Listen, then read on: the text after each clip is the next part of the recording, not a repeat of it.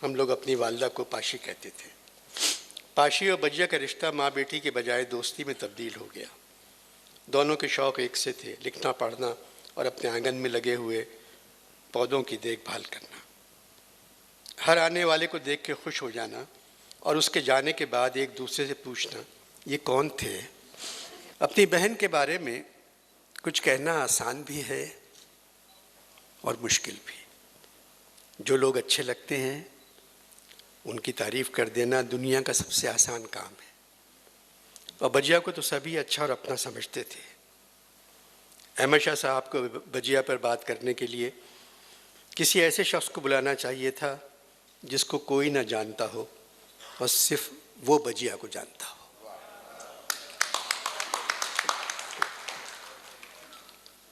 हम 10 भाई बहनों में बजिया सबसे बड़ी थी, एक कदावर शख्सियत, मगर कद में हम सबसे छोटी थी। किताबों की दीवारों के दरमियान आँख खोली। नाना जो दाग दहलवी के शागिर्द थे, उन्होंने बजिया के हाथ में झुंझुने के बजाय कलम थमा दिया और फिर आखिरी दिन तक उस कलम ने बजिया का साथ नहीं छोड़ा। 13 बरस की उम्र में एक नावल लिख दिया मुस्लिम समाज। 17 बरस की उम्र में शादी हो गई। जब मिजाज न मिलते हों तो शादी को फ़ौरन ख़त्म हो जाना चाहिए। बजिया ने खुद फैसला किया, बदमिजाज शादी को तूल नहीं देना चाहिए। 19 बरस की उम्र में बजिया हम लोगों के दरमियान फिर आ गई और आज तक हम सबके पास है। शक्ल बहुत अच्छी थी, आवाज़ बहुत अच्छी थी, पढ़ी लिखी थी। कई लोगों के पैगाम आए, मगर बजिया ने कहा दोबारा इतने अच्छे घर से नहीं जाऊंगी। 42 बरस की उम्र में वालिद साहब का इंतकाल हो गया। वो सिर्फ 10 भाई बहन छोड़कर चले गए और सारा बोझ बजिया के कंधों पर डाल गए। अम्मी और बजिया की उम्र में 15 बरस का फ़र्क था। बजिया ने घर वापस आकर सिर्फ सफ़ेद रंग के कपड़े पहनना शुरू कर दिए थे और वालिद के इंतकाल के बाद अम्मी ने भी सफ़ेद कपड़े पहनना शुरू कर दिए। दोनों सफ़ेद साड़ियाँ और सफ़ेद ब्लाउज़ पहनती थीं और फिर दोनों के बालों ने भी उनके कपड़ों का रंग चुरा लिया और सफ़ेद हो गए। मैंने कई मरतबा बजिया से कहा बाल काले कर लें, नहीं मानी। एक दिन कहने लगी स्याह रंग दुख की निशानी है और अनवर मुझे किसी बात का दुख नहीं है। स्कूलों में बीच में तालियां बजाएं तो अनवर भाई बिल्कुल नहीं डांटेंगे, तो अभी बजा के बताएं किस तरह बजाते हैं तालियां।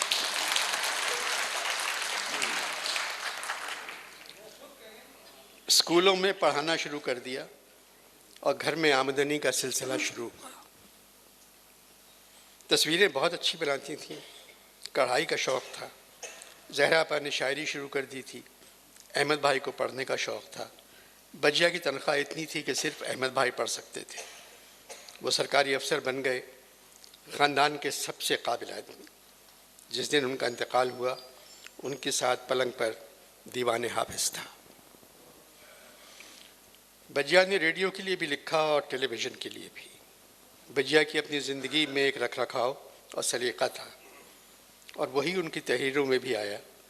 अंदाज़े बयान में जो नफासत और शगुफ्तगी थी वो आखिरी वक्त तक कायम रही। ज़मीन पर बैठ कर लिखती थीं और लिखकर सबसे पहले पाशी को सुनाती थीं। हम लोग अपनी वालदा को पाशी कहते थे। पाशी और बजिया का रिश्ता माँ बेटी के बजाय दोस्ती में तब्दील हो गया। दोनों के शौक़ एक से थे, लिखना पढ़ना और अपने आंगन में लगे हुए पौधों की देखभाल करना। हर आने वाले को देख के खुश हो जाना और उसके जाने के बाद एक दूसरे से पूछना, ये कौन थे। पाकिस्तान में जब टेलीविज़न की नशियात शुरू हुई उस वक्त अल्ताफ़ गौहर साहब टेलीविज़न के सरबराह थे, मेरे वालिद के बहुत अच्छे दोस्त।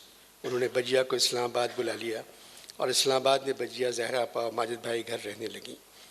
टेलीविज़न के लिए लिखना शुरू कर दिया। और ये प्रोग्राम उर्दू के मशहूर अफसानों पर था। बजिया ने इन कहानियों पर ड्रामे लिखे और फिर टेलीविज़न के लिए लिखती गई। मेरे ख़्याल में जितना बजिया ने टेलीविज़न के लिए लिखा उतना सारे लिखने वालों ने मिलकर नहीं लिखा होगा।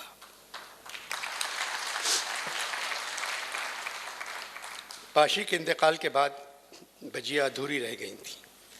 मेहमानों की जगह बजिया को बीमारी ने आन घेरा। फिर भी मुख्तलिफ लोगों का बजिया के यहाँ आना जाना बंद नहीं हुआ। अकेली रहती थी। हम सब ने कई मरतबा कहा, बजिया आपकी तबीयत ठीक नहीं रहती, हमारे घर आ जाएं। अरे कैसे आऊँ, तुम लोग अपने घरों के दरवाजे बंद कर देते हो, मेरे घर का दरवाज़ा खुला रहता है।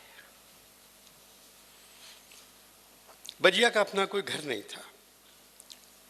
मेरे भांजे के घर में रहती थी, मगर वो बेगम मजीद मलिक के स्कूल की इमारत, पाकिस्तान टेलीविज़न की इमारत, आर्ट्स काउंसिल की इमारत और जापानी सिफारत खाने की इमारत को अपना घर समझती थी। इन चारों इमारतों के लिए बजिया ने बहुत काम किया।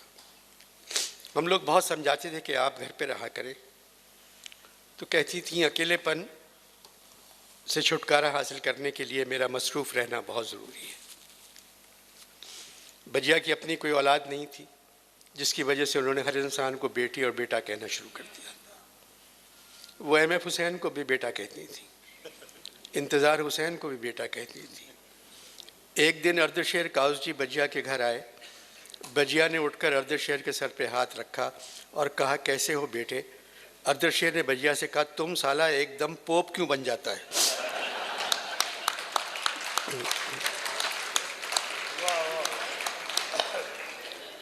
हर एक के सर पर हाथ रखकर बोलता है, बेटा बोलता है, हम तुमसे उम्र में बड़ा है। बजिया ने गुस्से से कहा, अर्दशेर ज़बान संभाल के बात करो, तुमने मुझे साला क्यों कहा? मैंने बजिया को समझाया, पारसी मोहब्बत और प्यार से साला कहते हैं, महाजिरों के साले में और पारसियों के साले में बहुत फ़र्क है।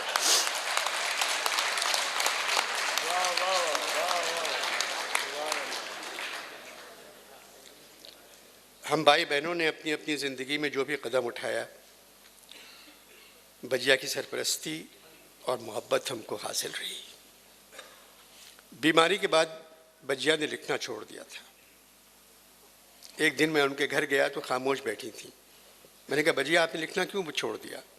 तो उन्होंने मीर का एक शेर पढ़ा, क्या शौक़ की बातों की तहरीर हुई मुश्किल, थे जमा कलम कागज़ पर कुछ न लिखा जाता। सारा दिन सैकड़ों फूलों के गमलों को देखती रहती। जापानी पौधे एक तरफ रखे थे, फाटक की दोनों तरफ चमेली की बेल थी, 15-20 गमलों में मोतिया लगा हुआ था। बजिया के जाने के बाद मैं उनके घर गया।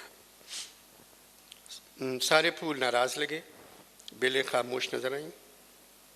जापानी पौधे वापस जाना चाहते थे। गुलाब के पौधों में सिर्फ कांटे नजर आ रहे थे। मैं खामोश खड़ा रहा, क्या करता? एक ही कानून आलमगीर के हैं सब असर, बुए गुल का बाग से गुलची का दुनिया से सफर।